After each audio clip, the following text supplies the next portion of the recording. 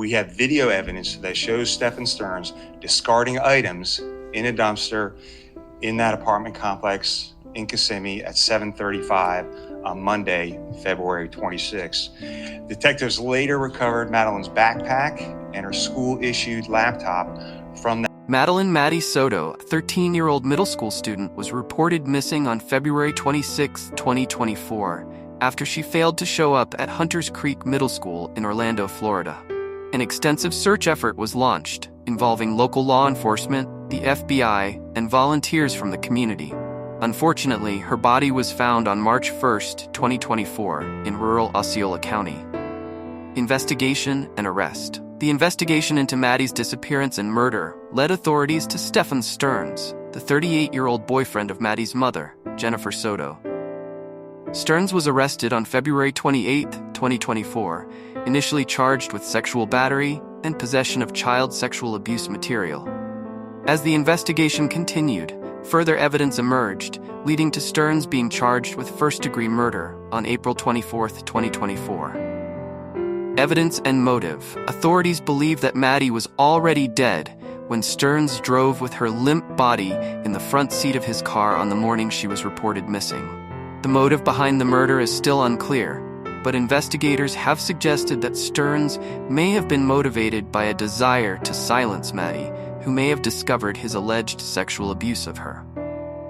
Maddie's mother, Jennifer Soto, was initially questioned by authorities and cleared of any charges in connection with her daughter's death. However, her involvement in the case has raised questions, with some speculating that she may have been aware of Stearns' alleged abuse of her daughter. Legal proceedings. Stephan Stearns faces the death penalty if convicted of first-degree murder. His next court appearance is scheduled for mid-October, where a status hearing will take place. A trial date has been set for September 22, 2025. The Maddie Soto case has had a profound impact on the community, with many expressing shock, grief, and outrage over the senseless murder of a young girl. The case has also raised awareness about the importance of protecting children from abuse and the need for greater vigilance in identifying potential predators. The case is a tragic reminder of the dangers that lurk in our communities. The Maddie Soto case is one of the most high-profile and disturbing cases of child abuse and murder in recent American history. It has drawn comparisons to other notorious cases, such as the murder of John Bennett Ramsey and the abduction of Elizabeth Smart. The case has sparked widespread outrage and calls for greater action to protect children from abuse and exploitation.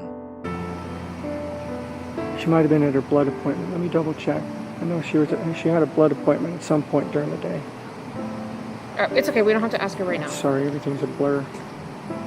So she might have been here, she might have not have been here the first time. I believe she was here because she was sleeping in as much as she possibly could because she's been stuck with a new work schedule. So she had to be here because she didn't want to sleep in. Okay. I'll double check, but yeah. I New evidence and documents. New documents released by the Kissimmee Police Department reveal that Maddie's body was found inside a locked, fenced area in the 5600 block of Hickory Tree Road on March 1st. This area is where a witness told police they saw Stearns on the side of the road with a tire iron in his hand near his broken-down vehicle at around 1:20 p.m. on February 26. The teenager was wearing a green hoodie, blue jeans, and white socks, which were clean on the bottom, indicating that she didn't walk anywhere, police said in the report. There was dried grass and hay on top of her body, investigators said. Autopsy report. The autopsy report listed Maddie Soto's cause of death as strangulation and the manner as homicide. However, the medical examiner's office has not released the official autopsy report. New police interviews released amid the Madeline Soto investigation reveal that Stephan Stearns was questioned by police on multiple occasions. In one interview, Stearns asked if he should be talking to a lawyer, and in another, he claimed to have dropped Maddie off at school on the morning she was reported missing. Is this the church here? That's the church. Okay, so we weren't up to the church yet. So we were pulled onto here, and then we pulled maybe about halfway up here, and I dropped her off somewhere in this area here. And she walked from there to the school? Yeah. It's a pretty long way. It's maybe a block or so, but it's not out of the ordinary for her. She likes to do that sometimes. She likes the cold weather. She was wearing her hoodie. So did you merge into the sidewalk, or did you stop in the middle of the street, or? I just pulled over to the sidewalk there and let her hop out. How often do you drop her off? This might be the 5th or 6th time I've ever done it. Okay, and when... Jennifer Soto, Maddie's mother, was also questioned by police on multiple occasions. In one interview, she said she believed Stearns was guilty, adding that he is a master liar and a master manipulator.